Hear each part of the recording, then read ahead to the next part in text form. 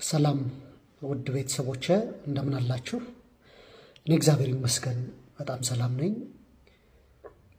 ዛሬ ይህን ቪዲዮ ለመስራት የመጣሁት ስለ ታሳሪ ወንድም እህቶቻችን በእስር ላይ የሚገኙ የአማራ የህሊና እስረኞችን በተመለከተ ስለ እነሱ መረጃ ስጠን፣ በተለይም ስለ ወንድማችን ክርስቲያንና ስለ ሌሎች ወንድም እህቶቻችንም ባላችሁኝ መሰረት አጭር መረጃ ለመስጠትና ከዚሁ ጋር የሚያያዝ አንድ መልእክት ለማድረስ ነው።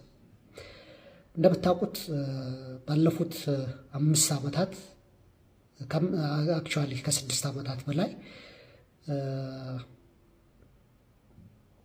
ልክ በህወሓት ኢህአዴግ ጊዜ ሲደረግ እንደነበረው ሁሉ አሁንም በርካታ የአማራ ወጣቶች፣ የአማራ ምሁራን፣ የአማራ የማህበረሰብ አንቂዎች፣ ጋዜጠኞች፣ የህዝብ እንደራሴዎች ተወካዮች፣ ምሁራን ማንነትን በለየ ደረጃ ለሰፊ እስር ተጋልጠው ይገኛሉ። ለጅምላ እስር የተጋለጡበት ሁኔታ ይገኛልና በዚህ 6 ዓመት ውስጥ አንደኛው ሲንጮሆ የነበረ ነገር አማራዎች በማንነታቸው እየተለዩ የሚታሰሩበት ሁኔታ መንግስት እንዲያቆምና የታሰሩ ሰዎችም በአስቸኳይ የፍርድ ሂደታቸው ታይቶ እንዲለቀቁ እሱ በተለያየ መንገድ አብዛኛው ኢትዮጵያዊና የአማራ ህዝብ ሲጠይቀው የነበረ ጉዳይ ነው እና እነዚህ የህሊና እስረኞች አንዳንዶቹ ስም መዘርዘር ሁሉንም ስለማልችል ነው ትረዱኛላችሁ ብዬ አስባለሁ። አንዳንዶቹ ከ2 ዓመት በላይ ምንም አይነት ውሳኔ ሳያርፍባቸው ሳይፈረድባቸው ወደ ፍርድ ቤቶች እየተመላለሱ ወደ 2 ዓመት የሚሞላቸው ሰዎች አሉ። ጋዜጠኞች፣ ምሁራን በዚያ ዘርፍ አሉ። ብዙዎቹ በነ ዶክተር ወንዶሰን የክስ መዝገብ ውስጥ የተከሰሱ ሰዎችን ማለት ነው። ብዙ ናቸው፣ መጥራት ስለማልችል ነው እያንዳንዱን። ሌላው ደግሞ ከአማራ ክልል ውስጥ ከተፈጠረው ችግር ጋር ተያይዞ በተለይ ካለፈው ከሐምሌ 2015 ዓመተ ምህረት ጀምሮ የታሰሩና በነ ዮሐንስ ቦያለውና ክርስቲያን ታደለ የክስ መዝገብ ስር የሚገኙ ወንድም እህቶቻችን አሉ ማለት ነው እና ያሉበት ሁኔታ ከሞላ ጎደል ቀላል የሚባል ሁኔታ ውስጥ አይደለም ያሉት። በጣም አስቸጋሪና ከባድ ሁኔታ ውስጥ እያለፉ እንደሆነ ግልጽ ነው። አንዳንዶቹ ከፍተኛ ለሆነ የጤና እክሎች ተጋልጠዋል። ከፍተኛ የሆኑ ሕክምናዎች ሁሉ እየተከታተሉ ያሉ እህት ወንድሞቻችን እንዳሉ መረጃው ይኖራችኋል ብዬ አስባለሁ። ለከፍተኛ እንግልትና ስቃይ ተጋልጸዋል። ከነሱ ለከፍተኛ እንግልትና ስቃይ መጋለጥ በላይ ግን ብዙዎቹ ትዳር አላቸው፣ ቤተሰብ አላቸው፣ ልጆች አላቸው።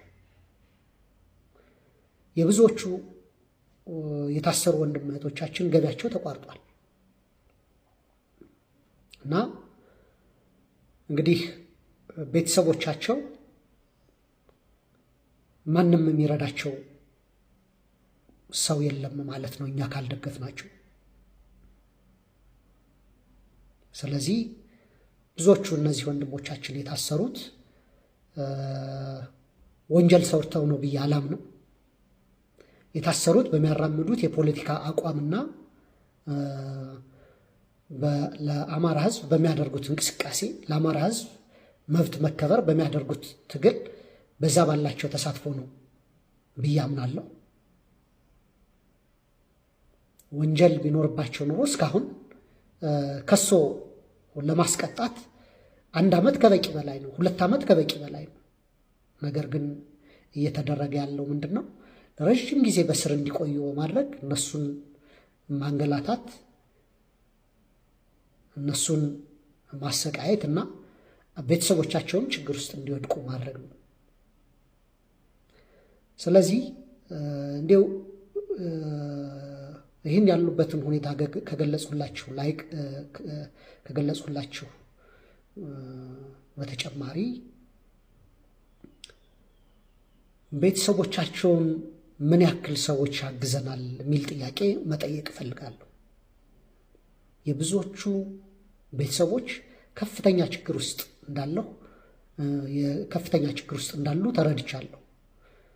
ሁሉንም ማግኘት ባልችልም አቅሜ በፈቀደ መጠን የተወሰኑትን ቤተሰቦቻቸውን ለማግኘት አይዟችሁ በርቱ ለማለት እና ካለችኝ ወርሃዊ የመንግስት ደሞዝም ትንሽም ብትሆን ለጥቂት ለሁሉም ማለት አይደለም፣ ለጥቂት በጣት ለሚቆጠሩ ወንድሞች ቤተሰቦቻቸውን ለመጠየቅ ሞክሬያለሁ። ብዙ አይደለም ባይዘው እናንተንም ለማበረታታት ስል ነው ይህን ማነሳው።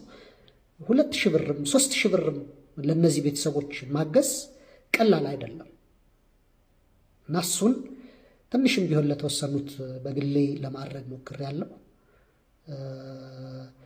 ለአንዳንድ ሰዎችም ይህን መረጃ ለመስጠት እና ቤተሰቦችን ሰፖርት እንዲያደርጉ ጥረት ባደርግም አጥጋቢ ውጤት ግን አላገኘውም እና እሱ በጣም ነው የሚያሳዝነው።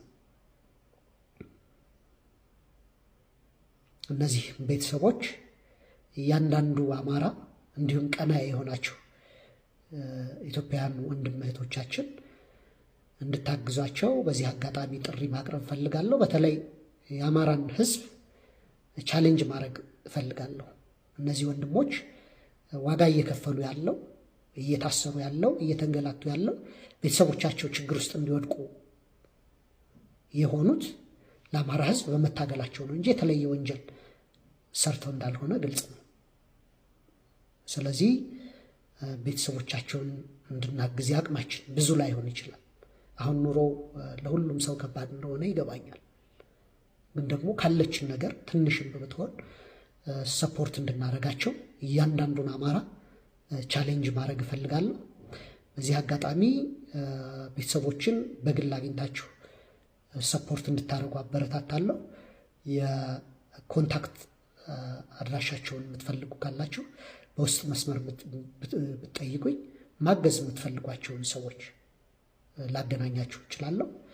አንዳንዶች 4 ልጅ 5 ልጅ አላቸው አሉ። ትምህርት ቤት ይማራሉ። የቤት ኪራይ አብዛኛዎቹ በቤት ኪራይ ውስጥ ነው የሚኖሩት።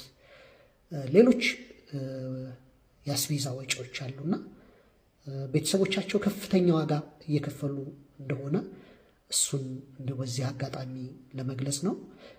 ለምታደርጉት ለወንድም እህቶቻችን ለምታደርጉላቸው ድጋፍ አስቀድሜ አክብሮቴና ምስጋናዬን መግለጽ እፈልጋለሁ። በጣም አመሰግናለሁ።